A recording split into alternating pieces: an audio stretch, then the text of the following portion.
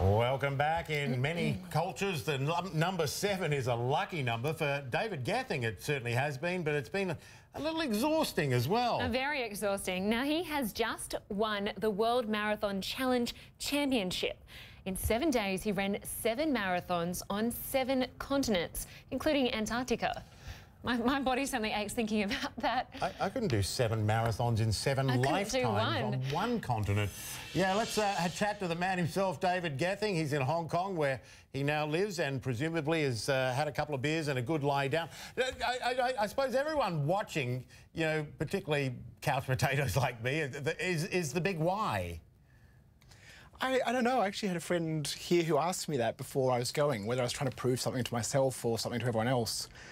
I still haven't figured it out, as far as exactly why, but maybe for the challenge. See if you can do it. Yeah. See what you're capable of. How challenging was it? How do you prepare to put your body through something like that? I mean, I've been training for a long time for it, definitely. I think what I really didn't realise is how difficult mentally it gets. I mean, physically, of course, it's really tough, but it's just having the will to want to go on day after day after day and sort of go on a flight, wake up, do a marathon, get on another flight, do a marathon, you know, again.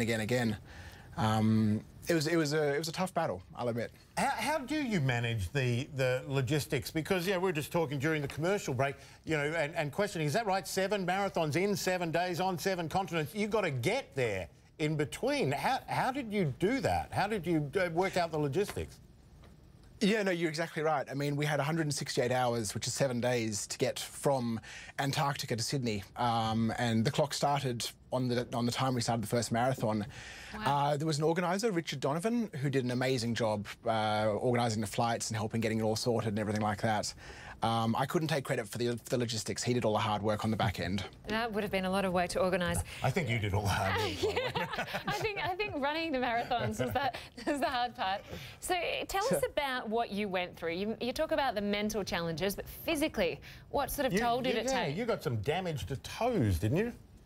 Yeah, I'm actually pretty sore now. I've got frostbite in 2 of my toes, and that's not looking so great, but it should be fine in time. And my ankles are sort of swollen up to the size of oranges, and my knees are really rickety. I feel like an old man.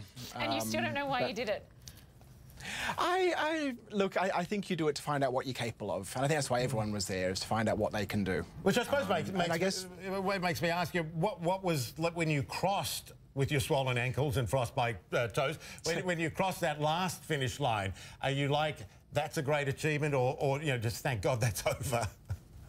I think 50% of each, half and half. I was very glad. Luckily, my wife and my father met me at the finish line. I was happy to be going home after that. But it was a wonderful, wonderful experience.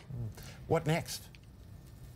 I don't know. I think definitely, as you mentioned, a beer and a bit of a rest for a while. I'm sure I'll find something. I'm sure there's something else crazy out there to do. You certainly deserve a beer and a few good nights' sleep. I imagine you haven't had much sleep. Big ups to you. I mean, that's just amazing. I mean, I drive to the mailbox. I mean, I'm just anyone who can do what you do is just remarkable to me. David Gething, congratulations, well done, kudos. Thanks for joining us. Thank you so much. Thank you for your time. Thank you. All right, I need to lie down now. I feel tired after that. That's absurd. All right, speaking of sports, if that's sport, is that sport? That is sport. 7 marathons. Sort of torture. Another candidate for FIFA's presidency popping the head above the parapet.